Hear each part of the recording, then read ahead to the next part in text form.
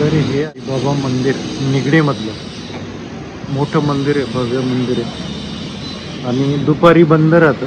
आता साधारणतः 2 वाजता आहेत. साईबाबांचं दर्शन तुम्हाला देतो मी ब्लॉगच्या सुरुवातीलाच. हे बघा, हे मंदिर आहे साईबाबा. तर कॉमेंटमध्ये नक्की लिहा ओम साईराम. तर हे निगडी रस्त्यावर आहे आणि हा निगडीचा एरिया आहे. इथं झाडं झुडपं खूप आहेत, एकदम सुंदर एरिया आहे निगडीचा. तर हा निगडी एरिया आहे आणि पुढे आकुर्डी लागतं. पण मी आता इथूनच टर्न घेईन आणि मी पायी फिरतोय. म्हणजे माझी जी मोटरसायकल आहे ती मी एका ठिकाणी लावून दिली, कारण मोटरसायकलवर फिरताना बऱ्याच गोष्टी सुटून जातात आणि त्याच्यातून मला एक फायदा होतोय की मला लोकेशन पण माहिती पडत आहेत. कारण आम्ही नवीनच आलो आहे. आता 1.5 महिना झाला आम्हाला पुण्यात येऊन. तर असा हा पुण्याचा परिसर आहे.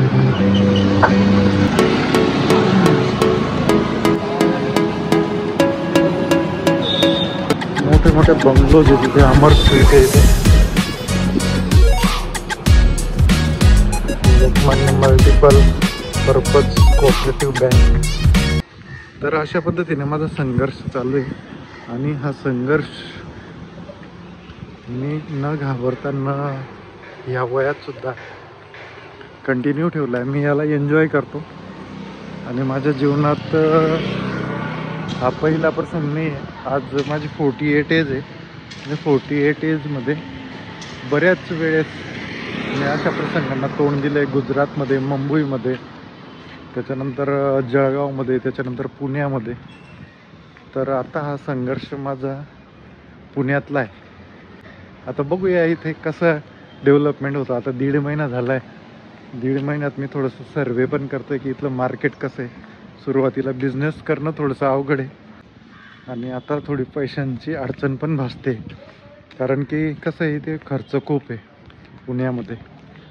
तर थोडा जास्त पैसा आणायचा आहे, कमवायचा आहे.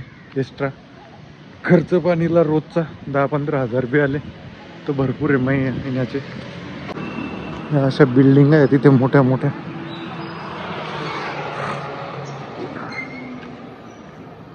Pankaj variety and grocery. तर मला ब्लॉग बनवण्यात इंटरेस्ट असा येतोय की मी आयफोन घेतला. तुम्हाला ही बातमी सांगितलीच नाही. आता मला मेन रोडाला लागायचं आहे.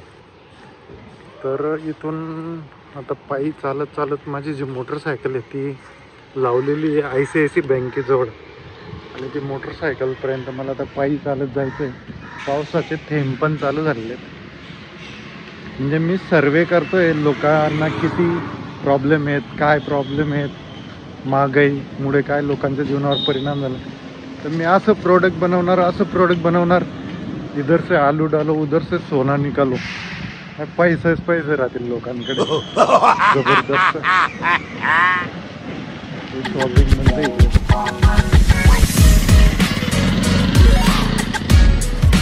तर मी आता पहिल्यांदा बाहेर येऊन डेअरिंग करतोय व्हिडिओ ब्लॉग बनवण्याची. आतापर्यंत मी घरातच बनवत होतो. टकलीमुळे तर जास्तच हे होतं ब्लॉग बनवायला. पण तरी बी बनवायचे आहेत. जा तिकडे. तुम्ही जर सपोर्ट केला तर अजून बनवेल मी. इथे विठ्ठल रुक्माई मंदिर आहे. इथे तुकाराम महाराजांचं विठ्ठल रुक्माई मंदिर आहे. चला तिथे मध्ये जाऊ, तुम्हाला दाखवतो मी. आता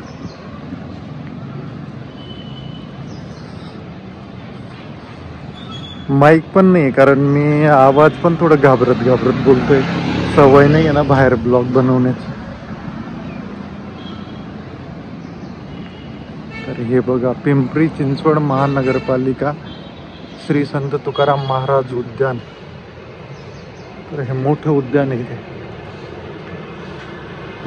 असं गेट आहे, खूपच छान आहे इथे.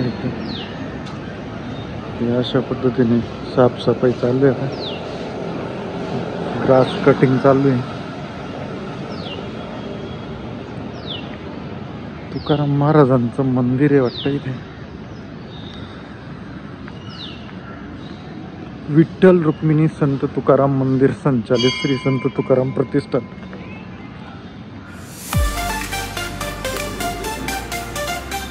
मी पण पहिल्यांदाच आलो इथे, मला पण अजून एवढे आयडिया नाही.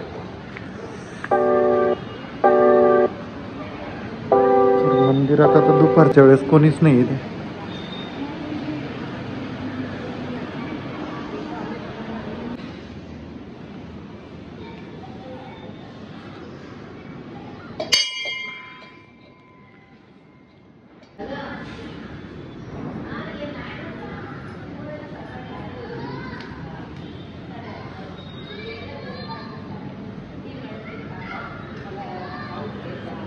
खूप छान आहे मंदिर. जास्त मोठं नाही आहे, छोटंच आहे, पण तरी पण छान. इथे बगीचा पण आहे, बगीचा बघू आपण. पण मला बॅग व्यवस्थित टांगून घेऊ द्या. तर आता प्रॉपरली मी माईक पण लावला आहे आणि हे तुम्हाला दाखवलं मंदिर.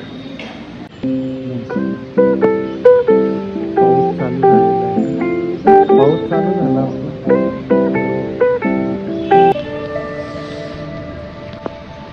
वाचनालय पण इथे, सार्वजनिक वाचनालय हे इकडे. चैतन्य परिवार. खूप छान आहे इथलं वातावरण. जेंट्ससाठी इथे ॲक्च्युली मला टोपी वगैरे घ्यायला पाहिजे, हे असं टकली चांगली वाटत नाही. पण घेऊ आता, इम्प्रूव्हमेंट करू थोडं. त्याचं नाव दिसतंय.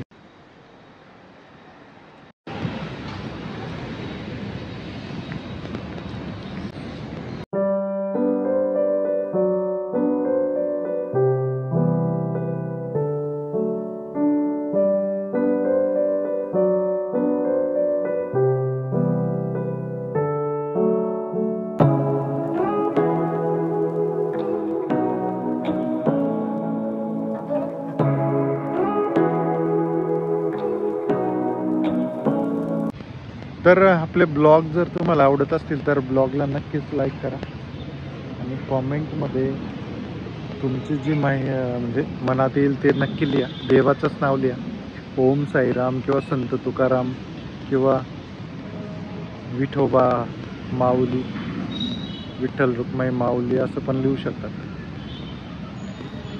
चला तर मग आता